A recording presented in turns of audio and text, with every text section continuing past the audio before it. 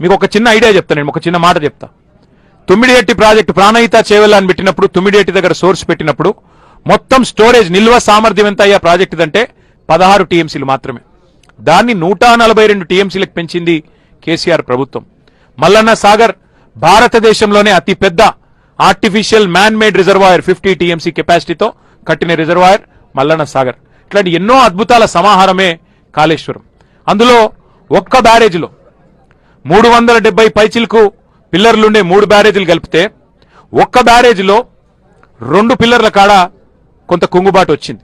సరే, అందులో కూడా లంగతనం ఉందనేది మా అందరి అనుమానం. అందులో కూడా ఎలక్షన్ల ముంగటనే జరిగింది, ఏమో జరిగింది, కొంతమంది దుర్మార్గులు ఏదో చేసిండ్రు, ఎలక్షన్లు గెలిచేందుకు కేసీఆర్ ను బద్నాం చేసేందుకని ఒక అనుమానం కూడా మాకున్నది. వాస్తవం ఏంది అంటే, ఎక్కడైతే 2 పిల్లర్లు కుంగినాయో ఆ 2 పిల్లర్లు లేదా మొత్తం బ్లాక్ దాన్ని మొత్తం తీసేసి మళ్ళా కట్టినా అయ్యే ఖర్చు 400 కోట్లు, కేవలం 400 కోట్లు మాత్రమే. ఆ బ్లాక్ మొత్తం కట్టినా అందులో రూపాయి కూడా మళ్ళీ ప్రజల మీద పడేది లేదు. ఎల్ఎన్టీ అనే సంస్థ ముంగటికొచ్చింది, చెప్పింది ఆ 400 కోట్లు మేము కట్టిన మా ప్రాజెక్ట్ నుంచి డిఫెక్ట్ లయబిలిటీ పీరియడ్లోనే ఉన్నది, మొత్తం పైసలు మేం పెడతాం, మేం కడతాం, మాకు అవకాశం ఇవ్వండి అంటే ఇప్పటికి 30 నెలలు అయిపోయాయి, 31 నెలలు అయిపోయింది.